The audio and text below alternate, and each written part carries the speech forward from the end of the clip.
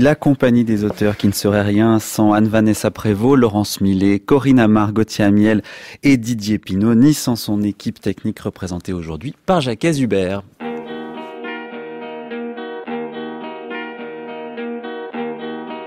La compagnie des auteurs, Mathieu Garrigou-Lagrange.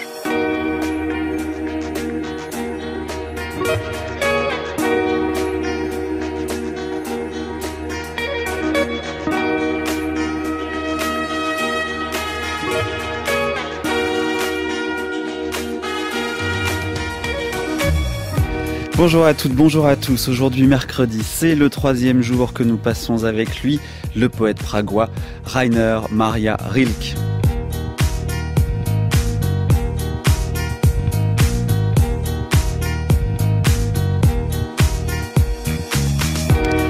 Rilke, né en Autriche-Hongrie en 1875 et mort en Suisse à l'âge de 52 ans en 1926, il n'aura cessé entre ces deux dates de passer d'un pays à l'autre, de voyager un peu partout, cherchant dans cette fuite perpétuelle un ailleurs qui le rendrait plus serein. Cet ailleurs, il l'a trouvé parfois, comme au château de Duino, chez sa mécène, la princesse de Thurn et Taxis, où il écrivit une bonne partie de ses élégies. De la vie de Rilke que nous avons parlé lundi, c'était avec sa biographe Catherine Sauva, et cette émission est toujours disponible en podcast.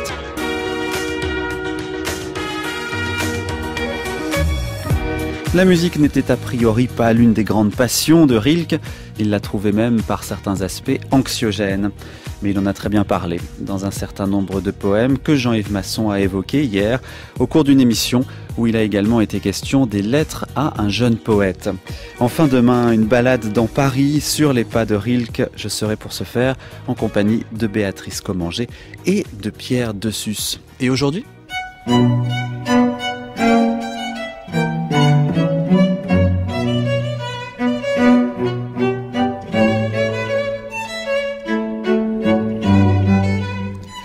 Aujourd'hui, pour parler de Rilke et Rodin, de la correspondance du poète, de l'art, de l'amour et de la guerre, j'ai le grand plaisir de vous recevoir, Michel Ity. Bonjour.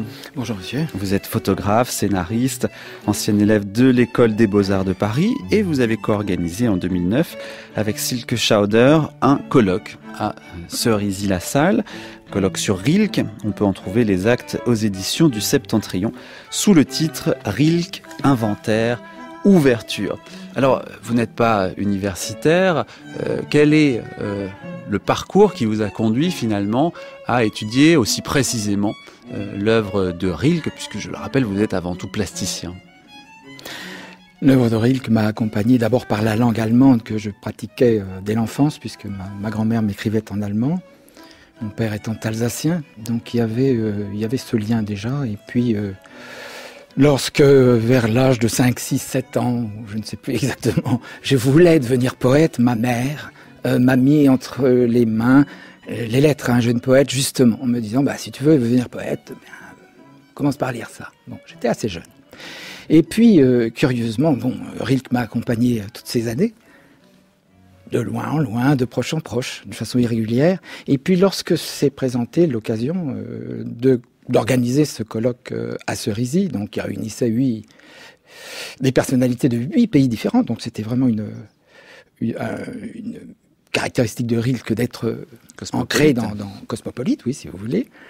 J'ai fouillé dans des cartons, j'ai retrouvé l'exemplaire de ma mère qu'elle m'avait offert, donc un vieil exemplaire, et dans lequel s'est trouvé curieusement fiché une plaque d'études qu'un médecin m'avait donnée pour étudier la maladie dont est mort, la leucémie. Mmh. Et curieusement, ça faisait comme un marque-page. J'ai dit vraiment, là, je suis presque désigné à co-organiser, donc avec Silke Schauder, ce colloque. Voilà. Donc il y a quelque chose d'un peu mystique dans votre relation à Rilke. Mystique, c'est pas le terme, mais disons quand on travaille, et ça c'est la particularité de Rilke, ça n'est pas... C'est quelqu'un par qui le génie arrive, mais par le travail. Donc c'est aussi le lien avec Rodin. C'est quelqu'un qui travaille énormément. Donc quand on travaille, effectivement, quand j'allais pour photographier les œuvres de Rodin, notamment à Meudon, la salle des plâtres qui est éblouissante, selon les termes même de Rilke, et j'étais tellement imprégné de l'œuvre de Rilke, que la photo venait toute seule. La photo, j'estime avoir réussi 3 ou 4, disons pas plus, mais c'était très étonnant. Alors, c'était pas mystique, c'était un peu bizarre. Alors, scénariste, vous l'êtes également. On l'a dit, vous citez Rodin, ce qui me conduit, bien évidemment, à évoquer aussi l'actualité cinématographique du moment avec le film de Jacques Doyon, Rodin, qui était en compétition à Cannes. Je vous propose d'en écouter un extrait de la bande-annonce. Cette fois, je te tiens. Si seulement tu voulais bien accepter ton corps.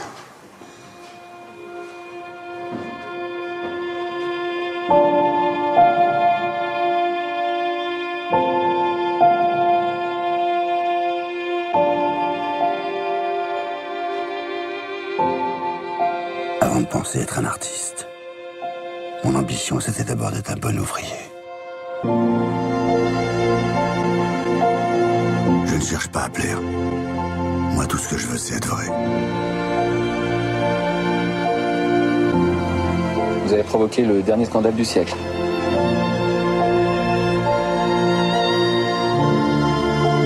Hier, pendant le déjeuner, tu as encore dit papa. Je vais m'appeler maître ou monsieur Rodin, comme tout le monde, comme ta mère. C'est compris?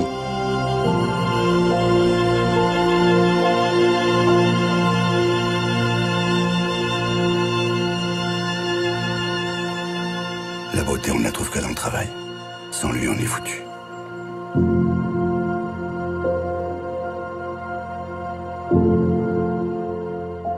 Rodin de Jacques Doyon avec Vincent Lindon dans le rôle du sculpteur et Isia Higelin dans le rôle de Camille Claudel. Il paraît même qu'on aperçoit Rilke dans le film, Michel Ity. Oui, on aperçoit Rilke à la fin lorsque Rilke, Rodin et Rose Beuret donc visitent Chartres, la cathédrale de Chartres. Alors, c'est dommage de commencer par là, parce que c'est l'un de mes regrets, si vous voulez, c'est que Rilke apparaisse, ou que l'on ait mis dans la bouche de Rilke et dans celle de Rodin, des phrases qui ne sont pas véritablement essentielles. Quand Rodin visite Chartres à cette époque-là, il est désolé des restaurations des frontons. Il est désolé qu'elles aient perdu leur souplesse.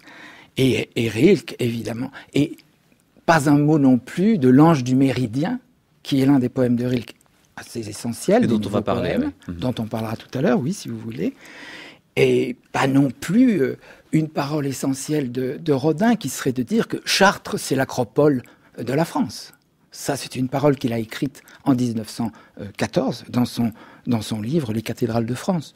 Donc c'était un petit peu mes regrets. Mais par contre, ce qui est formidable dans ce film, c'est que c'est un film d'artiste, sur un artiste, et que le milieu étouffant de la création est restitué. C'est-à-dire, c'est pas rigolo, toujours. Et le premier plan nous montre Rodin de dos face à la porte de l'enfer, et l'une des questions centrales dans ce film, c'est être ou ne pas être dans l'enfer. Quelle est ma place en tant que démiurge, artiste, par rapport à l'enfer? Où placer les amants dans la porte de l'enfer, se demande Rodin en manipulant le baiser en plâtre. Claudel, ou l'enfer du génie, c'est le titre d'une biographie de Gérald Antoine sur Paul Claudel, mais pourrait être donné à Rodin comme à Camille, mais sans doute pas à Rilke. Pour Rilke, comme je l'ai dit tout à l'heure, c'est le poète qui s'élève pas à pas vers le chef-d'œuvre. C'est la porcelaine qui devient marbre, comme a pu le dire Musil après la mort de Rilke. Alors c'est pas le premier film sur Rodin, il y en avait eu un autre, peut-être l'avez-vous vu, Michel Ity, celui de Bruno Nuiten en 1988. Là, Rodin n'en ressortait pas tellement grandi. Écoutez, il était pas tellement grandi, mais Rodin, quand on le met face à Camille, et c'est la problématique aussi, bien sûr, du film de Jacques Doyon, c'est pour ça que, hélas, Rilke n'apparaît que peu. La problématique est toujours au détriment de... c'est encore des clichés, si vous voulez, que le film, parce que c'est un film, est bien obligé de... Enfin, bien obligé. Colporte. Tant bien que mal. Voilà, plutôt mal que bien.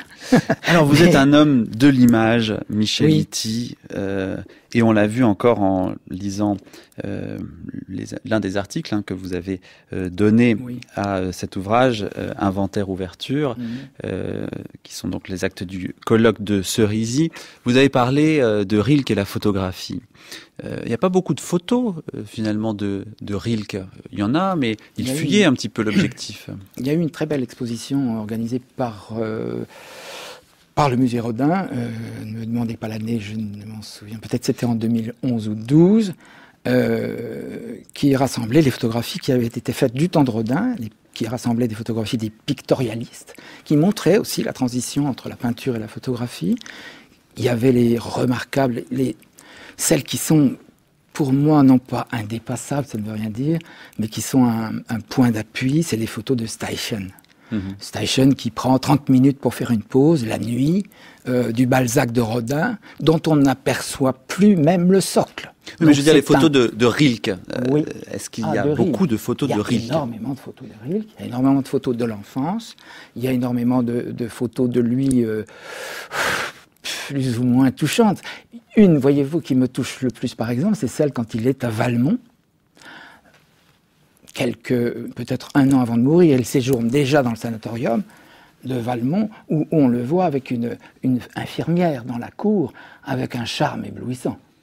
Donc ça, c'est le Rilke qui, jusqu'au bout, est charmeur. Enfin, en tous les cas, on n'aurait pas pu faire une exposition de photos de Rilke, comme vous avez fait à Cerisy, une exposition sur les correspondances de Rilke. Alors, on va dire un mot sur cette exposition qui était en 2 volets.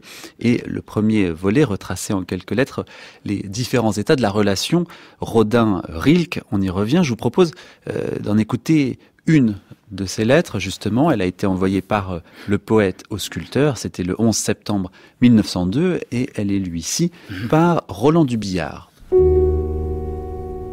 Vous êtes le seul homme sur le monde qui, plein d'équilibre et de force, s'érige en harmonie avec son œuvre. Et si cette œuvre, si grande, si juste, pour moi est devenue un événement de qui je ne pourrais pas raconter qu'avec une voix tremblante de frayeur et d'hommage, il est aussi, comme vous-même, un exemple donné à ma vie, à mon art, à tout ce qu'il y a de plus pur au fond de mon âme. Ce n'est pas seulement pour faire une étude que je suis venu chez vous. C'était pour vous demander comment faut-il vivre. Et vous m'avez répondu en travaillant. Et je le comprends bien. Je sens que travailler, c'est vivre sans mourir. Je suis plein de reconnaissance et de joie, car depuis ma première jeunesse, je ne voulais que cela. Et je l'ai essayé. Mais mon travail, parce que je l'aimais tant, est devenu pendant ces années une chose solennelle, une fête, attachée à des inspirations rares. Et il y avait des semaines où je ne faisais rien qu'attendre, avec des tristesses infinies, l'heure créatrice. C'était une vie pleine d'abîmes. J'ai évité anxieusement tout moyen artificiel pour appeler les inspirations. J'ai commencé à m'abstenir du vin, ce que je fais depuis plusieurs années. J'ai essayé d'approcher ma vie à la nature même. Mais en tout ce qui était raisonnable sans doute, je n'ai pas eu le courage de remporter les inspirations lointaines en travaillant. Maintenant, je sais que c'est le seul moyen de les garder, et c'est la grande renaissance de ma vie et de mon espoir que vous m'avez donnée. Et c'est aussi la situation de ma femme. L'année dernière, nous avons eu des soins d'argent assez graves, et ils ne sont pas encore levés. Mais je crois maintenant que le travail assidu peut désarmer même les anxiétés de la pauvreté.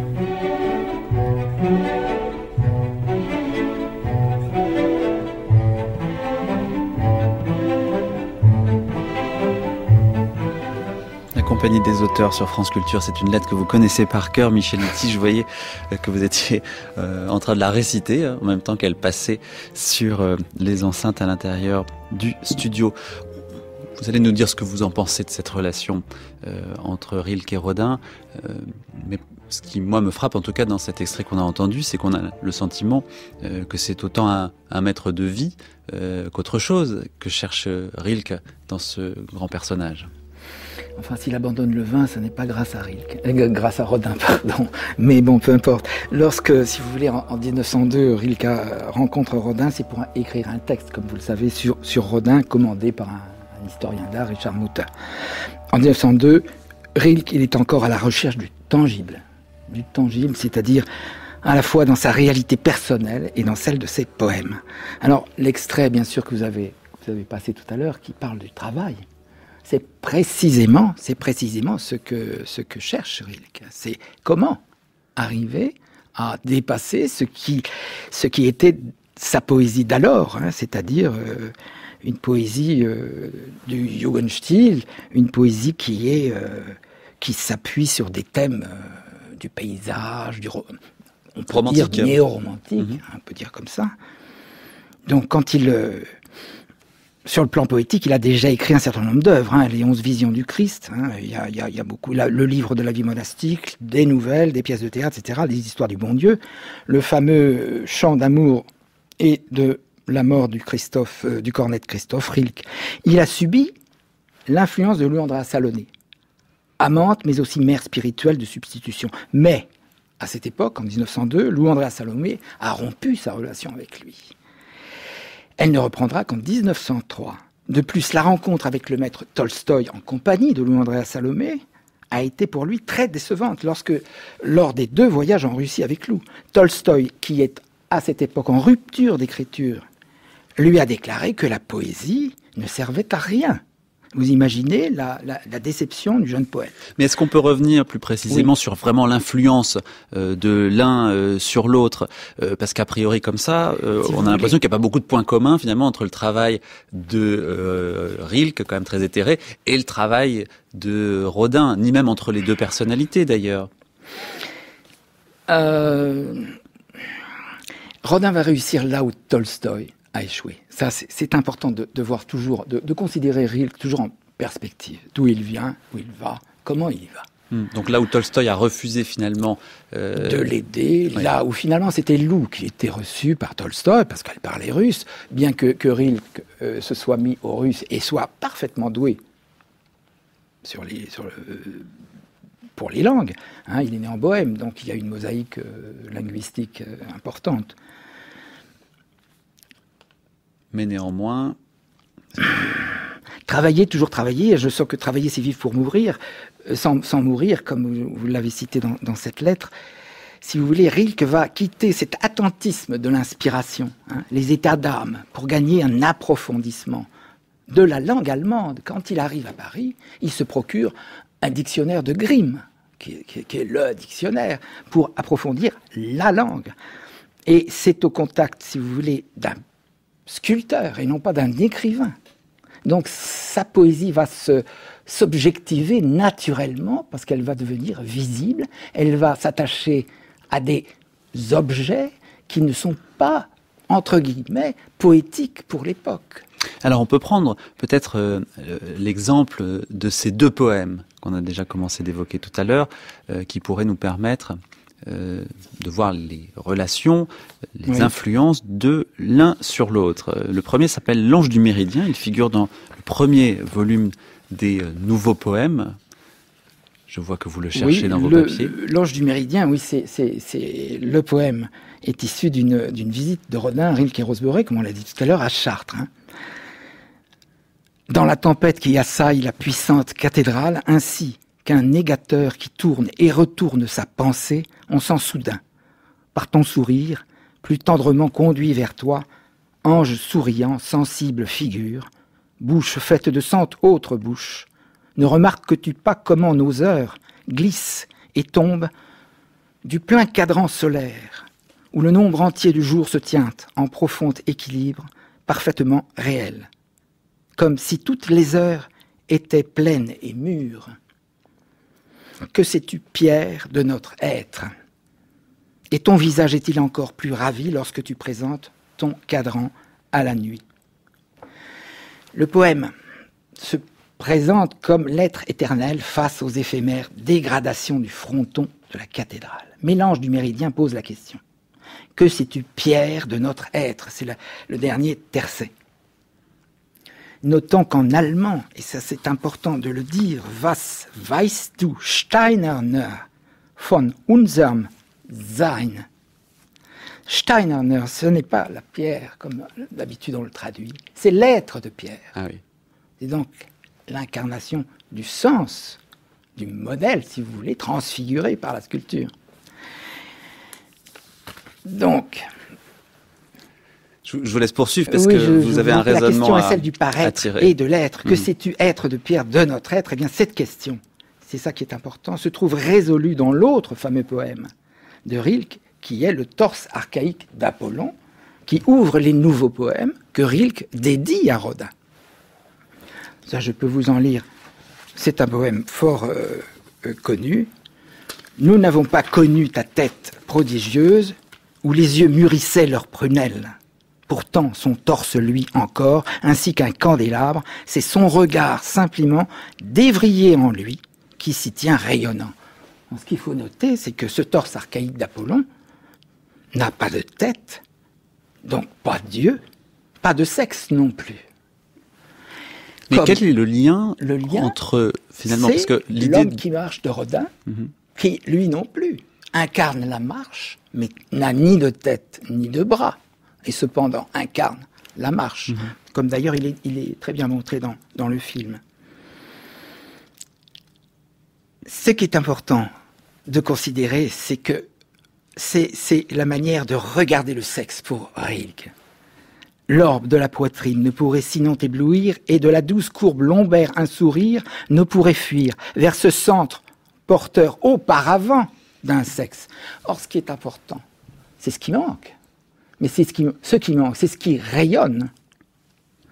Et dans les propos sur un jeune poète, Rilke va faire de ce sexe absent quelque chose qui est parfaitement anti-chrétien, je le dis tout de suite, c'est qu'une sexualité n'est non pas centrée dans le sexe, mais rayonne partout dans le corps. Vous êtes bien sur France Culture et nous allons à présent écouter un extrait d'un texte de Rilke parlant justement d'une sculpture de Rodin.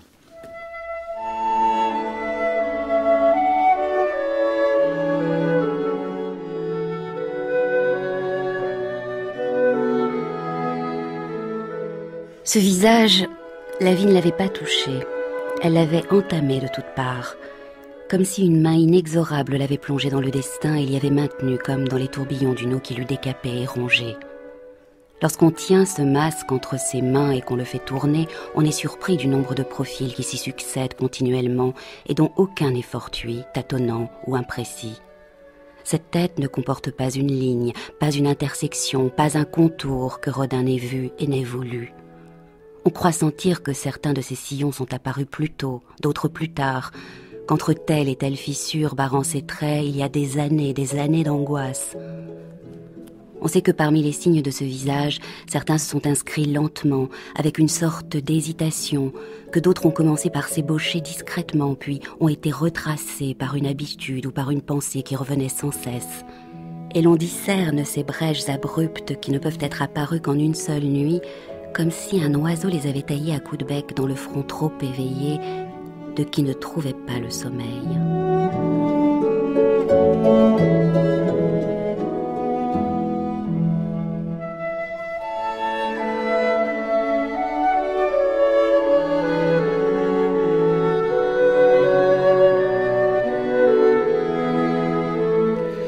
Alors il y a Rodin, Michel-Ity, il y a aussi Cézanne qui est très présent. Pour Rilke, Cézanne a été le modèle de l'artiste solitaire qui réussit, qui réalise. Quel lien peut-on faire entre la peinture de Cézanne et la poésie de Rilke? C'est le lien qu'on fait entre Rodin et Cézanne qui mène toujours à la réalisation. L'œuvre d'art, dira Rilke, est. Le modèle paraît, et on revient à cet être et à ce paraître et à cet être. Le modèle paraît, la chose d'art, die Kunstding, est. Donc c'est l'incarnation pour lui, oui, effectivement, de l'artiste solitaire, mais c'est celui qui sculpte sa peinture. Il était très impressionné aussi par Cézanne parce qu'il avait préféré ne pas aller, c'est peut-être une légende, hein, à l'enterrement de sa mère et peindre plutôt que d'aller à l'enterrement de sa mère. Oui, Cézanne, pardonnez-moi. Je vois pas trop de rapport. Bah si, parce que c'est tout sacrifié à la création. Tout sacrifié à la création, oui. C'est vrai que Rilke a sacrifié son ménage, par exemple, à sa création, ou à ses compagnes dont il tombait amoureux et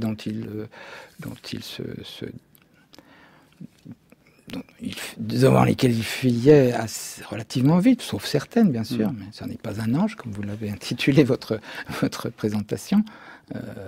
On pourra en reparler, effectivement. Et ça nous fait une excellente transition avec les lettres à une amie vénitienne que vous avez éditées chez Lerne. Qui est cette amie vénitienne à qui Rilke écrit, Michel Iti? Alors, Mimi Romanelli, donc c'était une jeune pianiste qui habitait donc Venise. Et lorsque Rilke a voulu faire un voyage à Venise, le préparant depuis Paris, avec Cézanne, justement, avec les lettres qu'il écrivait à sa femme quotidiennement, parce que quotidiennement, il allait voir l'exposition rétrospective de Cézanne. Il avait une vision lagunaire, si vous voulez, de Paris, et donc il a voulu aller à Paris. Donc il s'est adressé à un de ses amis, qu'il a recommandé à une famille, pour plutôt qu'aller à l'hôtel, aller loger chez l'habitant. Or, se prénommant Maria, il y a eu une petite confusion. Les 3 dames qui habitaient cette maison au bord du canal s'attendaient à voir une femme débarquer, une poétesse, et elles ont eu quelques stupeurs de voir un homme arriver, Rainer Maria Rilke. C'était une pianiste de talent. Ça, c'est une des initiatrices, on peut dire, de la musique chez Rilke, malgré tout, avec la princesse de Tours et Taxis, que vous avez nommée. Et c'est une rencontre spirituelle entre les deux? C'est une rencontre foudroyante pour Rilke, comme souvent. Là, il n'y a pas eu de correspondance précédant la rencontre, comme en 1914 avec Magda von Hattenberg, dans les lettres à une musicienne.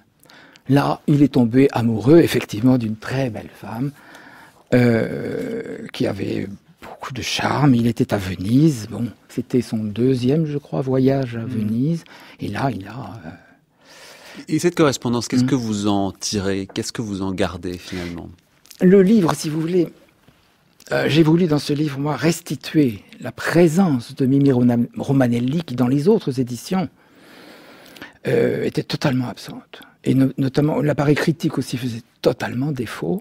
Donc j'ai un petit peu rétabli, si vous voulez, une sorte de dialogue entre Mimi Romanelli, qui existe, puisqu'il a de nombreuses lettres qui étaient dans les archives en Suisse.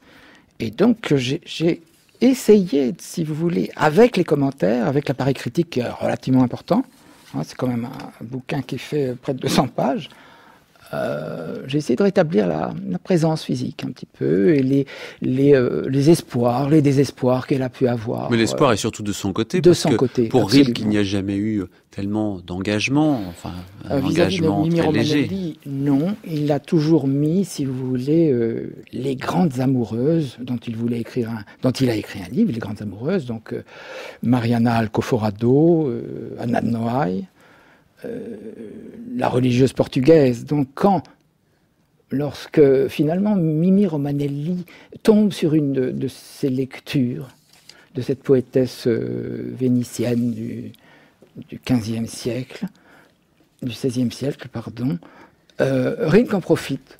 Il dit, ben oui, d'accord, nous étudierons Gaspara Stampa, qui se retrouve, notons-le bien, dans la première égide d'Huino. Oui.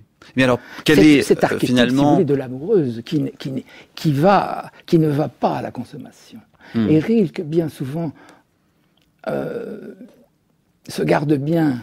Alors, si vous voulez, pas comme Rodin, ce qui est montré aussi dans le film, hein, quelqu'un qui consomme la femme, c'est ce que dira Rilke, hein, si on a le temps. Je vous lirai un petit texte qui... illustre Vous voulez dire parfaitement que cette Gaspara différence. Stampa, c'est une amoureuse déçue. oui, mais c'est pas un amour physique, c'est la béatitude céleste. Et finalement, ce que tend à montrer finalement cette correspondance, c'est que ça convient bien à Rilke, cette idée-là. Oui, ça lui convient parce que c'est une source d'inspiration, si vous voulez. Hein. C'est une manière de dépasser l'être féminin, comme il le dira dans son testament. Je ne me suis pas privé de l'amante, mais je voulais la traverser, c'est-à-dire voir au travers elle les potentialités, même créatrices, féminines. Je vous disais tout à l'heure qu'on aborde Rilke toujours en perspective, mais c'est toujours avec cet équilibre du féminin et du masculin. C'est toujours cette recherche, comme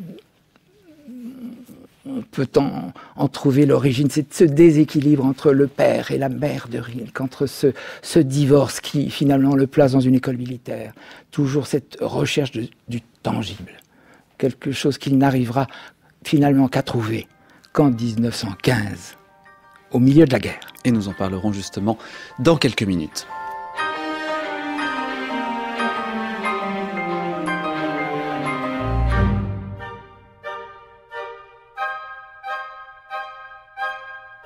La compagnie des auteurs, Mathieu Garrigou-Lagrange.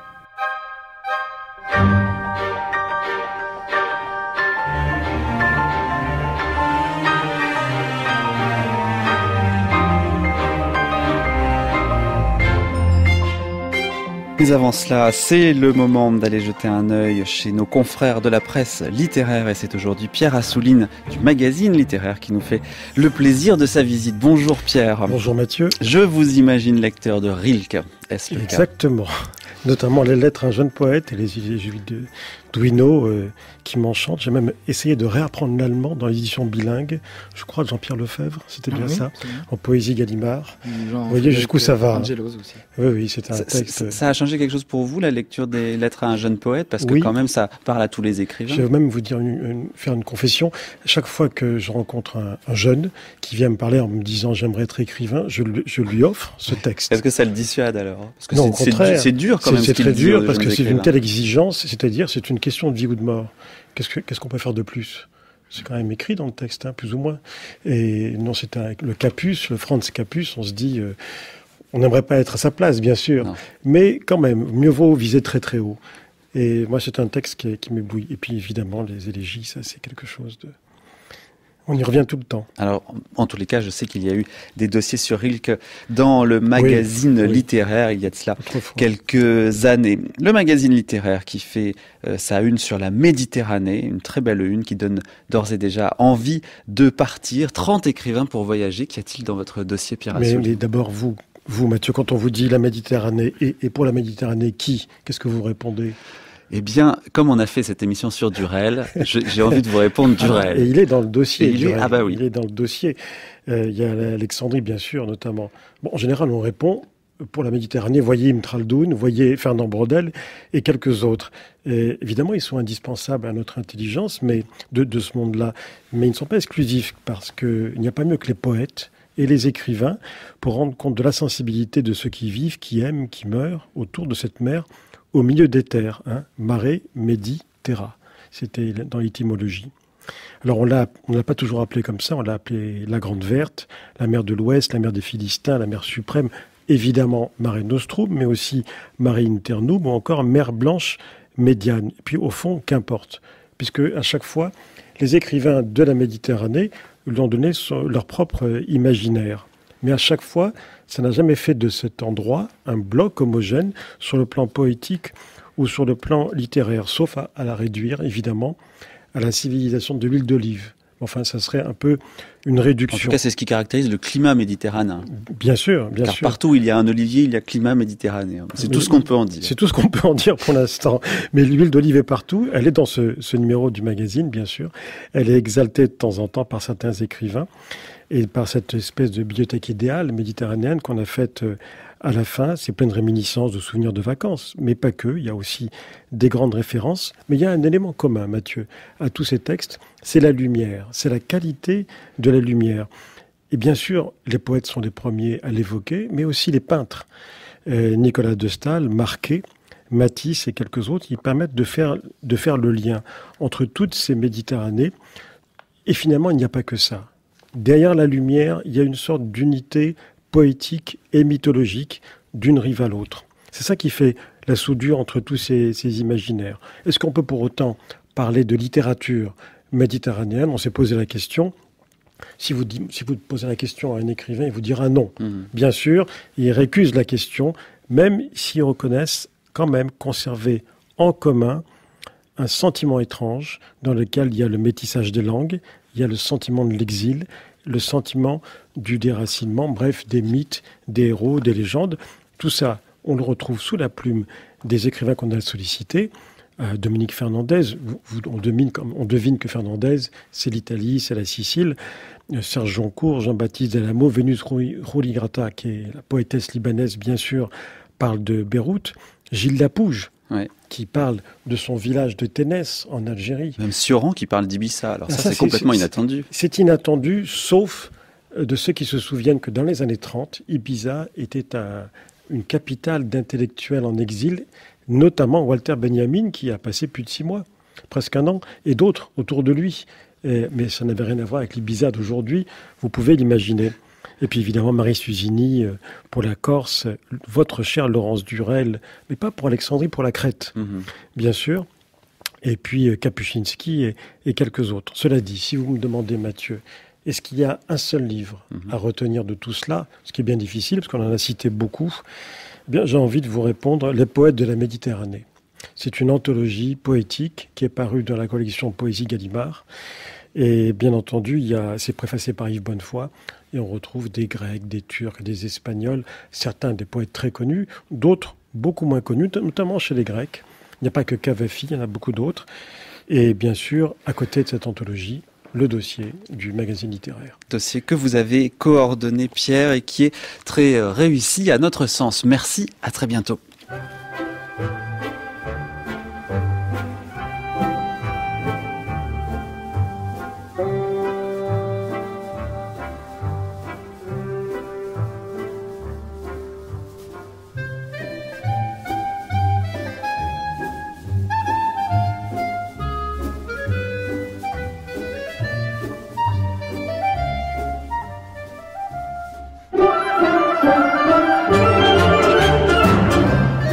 Vous écoutez la Compagnie des auteurs et nous poursuivons cette émission sur Rilke en entamant cette seconde partie par la vision que l'écrivain et poète Jean Cassou avait de lui.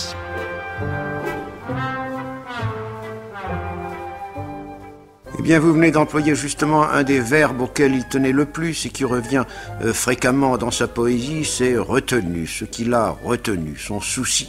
En effet, est au milieu de cet écoulement de toutes les choses qu'est la vie, de retenir un certain nombre de choses dans lesquelles il pressent du supérieur, de l'infini, ce qu'il appelle de l'ouvert.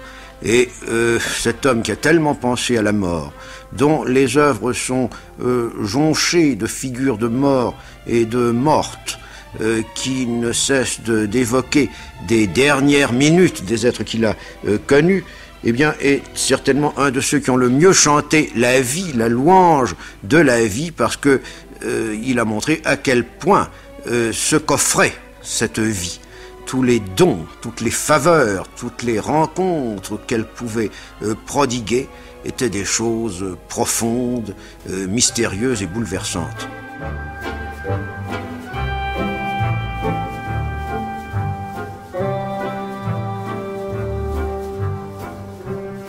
Vous voyez sourire Michel Ity, presque rire en écoutant cette archive. Non, surtout pas. Ah non ? Surtout pas parce que dans le cahier de Lerne, donc que je dirige.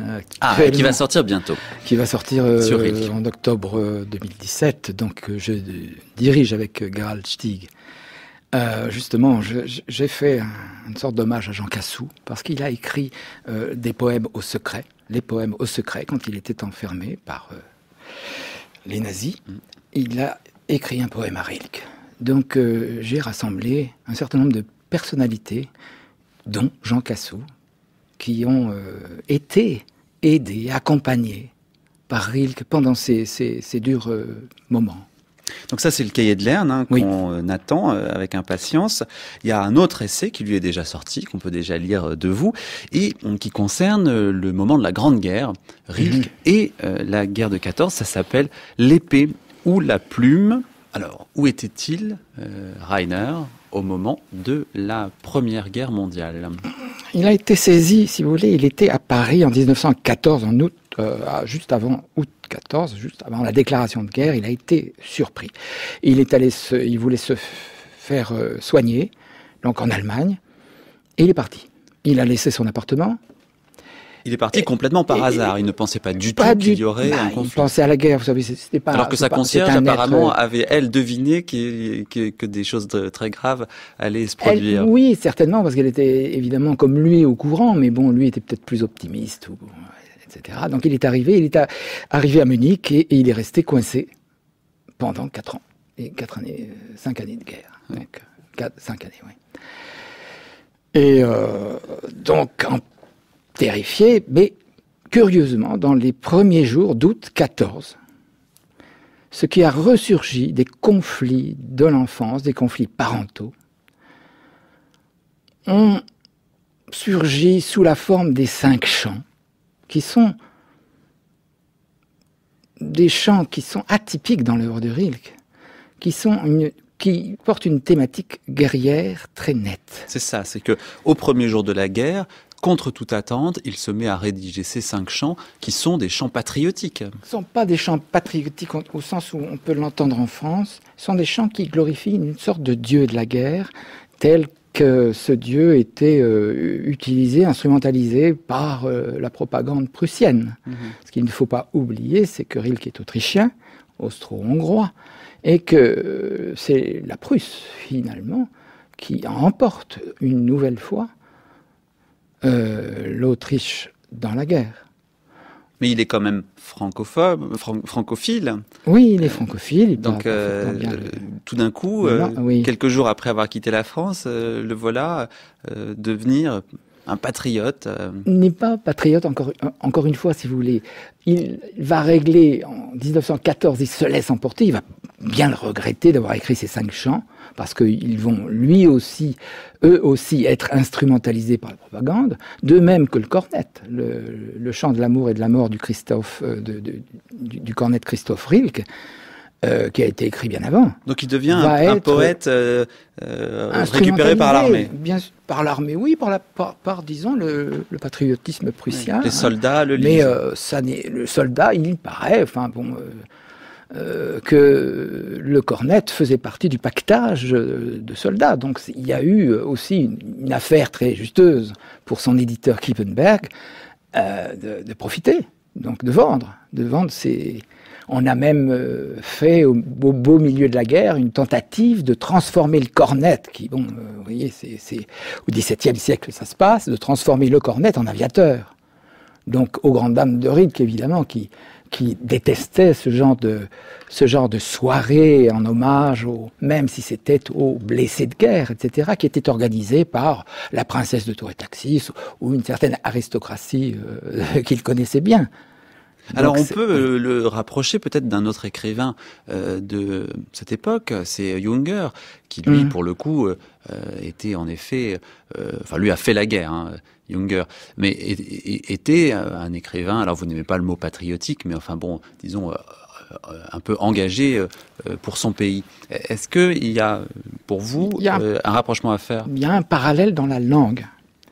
Dans la langue des 5 chants de Rilke, j'ai fait dans ce livre, L'épée ou la plume, Rilke à l'épreuve de la Grande Guerre, j'ai fait un parallèle entre le vocabulaire de Junger, donc dans ce fameux livre Orage d'acier qu'il écrit après la guerre, en 1919, il y a le même vocabulaire. Donc effectivement, c'est un peu troublant. C'est un peu troublant pour Rilke lui-même. Il va sauter en arrière quand il va s'apercevoir de ce qu'il a fait. Mais ce qu'il a fait, je l'explique moi par des règlements de compte qui sont nécessaires, que la guerre provoque. Mais des règlements de compte vis-à-vis d'une carrière militaire ratée. De sa carrière militaire ratée, oui, lui qui a détesté l'école militaire. Oui, il détestait si vous voulez, mais ça c'est encore... Enfin, C'est encore un petit cliché qui se transporte comme ça. Rilke eût été très heureux de satisfaire son père. Mais sauf que c'est un enfant prématuré, il est né à 7 mois. Il a une santé fragile. Je veux dire, mais il essaye. Il adore monter à cheval. Il y a des lettres là-dessus remarquables sur le cheval. Mais il n'y arrive pas. Et donc ça va se solder, si vous voulez, cette résolution va se solder par la 4e élégie de Duino, qui est dite l'élégie du père, où réellement, il va régler ses comptes. Il va s'adresser post-mortem à son père. Mon père, toi qui, depuis que tu es mort, souvent dans l'espoir que tu portes en moi, as peur, et qui pour mon peu de destinée, abandonne cette sérénité que possèdent les morts des royaumes de sérénité, n'ai-je pas raison? N'est-ce pas raison de quoi? D'avoir embrassé une carrière de poète, enfin une carrière, vous voyez ce que je veux dire, une voie poétique. Donc il y a... Au détriment de la carrière militaire. Il y a une analyse psychanalytique que vous faites ici, qu'on pourrait d'ailleurs augmenter, parce que le père de Rilke lui-même a également un peu failli dans sa carrière militaire. Oui, il est resté sous-officier, il a quand même participé à des batailles importantes avant 1867, mais effectivement, c'était un sous-officier. Par contre, son oncle était un officier. Un autre de ses oncles est mort aussi à la guerre, qui était capitaine. Donc il y a tout un arrière-plan. Il y a aussi un attrait de la chose militaire dans la poésie de cette époque à Prague et même encore à Munich. Donc il écrit aussi des textes qui sont... Il écrit un texte contre la... le premier prix Nobel féminin de la paix, Bertha von Suttner, il écrit un poème contre le pacifisme de Bertha von Suttner. Il y a de nombreux textes qui montrent que ce conflit, cette attirance pour la chose militaire, ne se soldera qu'en 1915. Et Heidegger, à ce mot, il se demande si Rilke n'est pas un poète en temps de détresse. Comment est-ce que vous comprenez cette phrase-là? Là, il nous faudrait une émission. Une émission. Il faut entière vous réinviter. Pour parler de ce que l'on a colporté, notamment en France, notamment par Angelos, qui a fait une thèse sur Rilke dans les années 40, et qui a colporté des propos rapportés d'Heidegger sur Rilke. Bon, il est vrai que Heidegger, il a écrit Wozu Dichter, Pourquoi des poètes, en 1942, et qu'il a pensé que Rilke, pour aller très vite, plaçait l'animal comme un surhomme. Hein, c'est cette fameuse de tous ses yeux ouverts, la créature voit, de tous ses yeux, la créature voit l'ouvert, donc est capable, lui, l'animal, d'affronter ce que l'homme, parce qu'il pense, parce qu'il réfléchit, n'est pas capable d'affronter, c'est-à-dire un au-delà qui est métaphysique, bien entendu, qui est hors d'une religion. Tout ça est un problème, le rapport Rilke-Heidegger. Et c'est l'un des clichés, c'est d'avoir fait de Rilke un poète philosophe.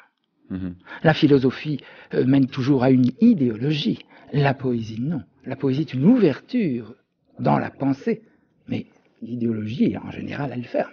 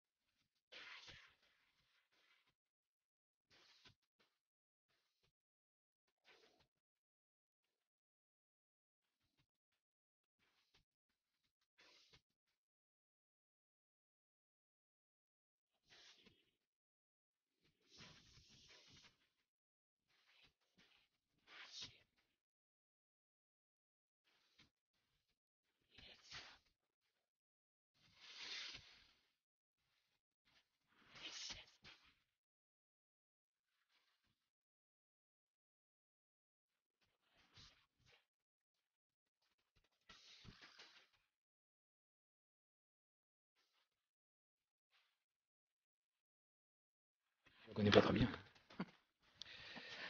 Nina Hagen sur France Culture, c'est elle qui a initié le Rilke Project, ce qui va nous permettre de terminer cette émission en 0 et en 1, pourrait-on dire, c'est-à-dire en numérique, puisqu'il s'agit d'évoquer avec vous, Michel Ity, l'héritage numérique de Rilke. Quel est-il cet héritage L'héritage numérique, c'était le sujet d'un intervenant à Cerisy. Certes, nous avons en Suisse, à Sierre, une fondation Rilke qui est très active. Il y a à Berne une Rilke Gesellschaft, une société internationale Rilke, qui produit, ma foi, 500 pages par an. Il y a un site internet qui offre la possibilité aux lecteurs de poser des questions. Il y a Téléphone Pape qui s'en occupe. Ouais. Donc tout le monde peut aller... Qui est parfaitement bilingue, j'insiste. Il est allemand, mais il parle un merveilleux français. Et on peut accéder, on peut poser des questions, tous azimuts. Et si vous me parliez, bon, c'est c'est pas dévalorisant. C'est joli de penser que Nina Hagen, une rockeuse, a initié un projet, Rilke Project, qui a rassemblé de nombreux artistes, des comédiens qui lisaient sur des fonds musicaux parfois douteux, il faut le dire. Mais bon, ça a contribué, si vous voulez, à la popularité de Rilke, indéniablement. Qui reste quand même très populaire encore aujourd'hui chez un certain nombre de jeunes gens en particulier. Non, moi, ce que je veux dire, c'est que à côté du pur plaisir de la lecture de la poésie de Rilke, cohabite une lecture approfondie, savante, moi je dirais savante, qui tient compte de l'exigence linguistique de Rilke. Je vous rappelais tout à l'heure qu'il avait acheté le dictionnaire de Grimm, c'était pour étudier la langue. Cette lecture et son interprétation savante ne chassent pas la première lecture. On peut se réjouir de lire simplement au premier degré du Rilke. Mais cette lecture savante, si vous voulez, elle évacue au contraire l'idée que la poésie de Rilke est hermétique. Ça, c'est très important d'aller toujours un peu plus loin. Elle ne l'est pas, elle n'est pas hermétique. Non, elle n'est pas hermétique. Si l'on se donne la peine, comme le disait Pierre Assouline tout à l'heure, de le lire en bilingue, d'essayer d'apprendre un petit peu, de déchiffrer, ne serait-ce que de déchiffrer donc apprendre la langue, un peu l'allemand et ensuite un petit peu la langue allemande, d'approfondir un petit peu sa propre langue. Et vous savez, on ne comprend jamais mieux ni un texte, ni une poésie qu'en le traduisant. Donc vous conseillez à nos auditeurs finalement qui trouvent Rilke un peu hermétique, de le traduire. D'essayer de confronter plusieurs traductions. Déjà, c'est une approche d'une étrangeté, de dire pourquoi un mot pour un autre, pourquoi des termes sont intraduisibles, aller à la complexité, à l'ingéniosité de la langue allemande qui permet justement des mots, de remplacer 4 mots par un seul. Ça, c'est le génie de la langue allemande. Ça fait du bien aux Français d'apprendre l'allemand, parce que c'est un petit peu les verbes ne sont pas placés aux mêmes endroits. Ça fait beaucoup de bien. Moi, je conseille cela, de lire plusieurs traductions et de tomber sur ces étrangetés de traduction, et puis d'avoir la curiosité de découvrir. Mais ce qu'il faudrait vraiment, ce serait que vous fassiez un film sur Rilke, car vous avez fait des films sur Claudel, sur Antonio Segui, et même un film sur le concept d'identité narrative. Alors, à quand film sur Rilke? J'ai fait une intervention sur l'identité narrative dans un colloque de Cerisy. Vous n'avez pas fait de film, alors? Sur Paul Ricoeur, sur la philosophie de Paul Ricoeur, considérant la peinture.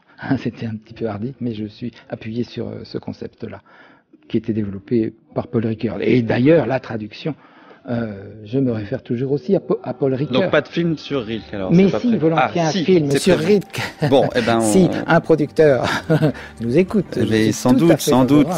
Vous savez, il y a des films, celui de Bernard Malater, il y a le film de Stan Neumann, que je voudrais aussi souligner, dont la grande qualité.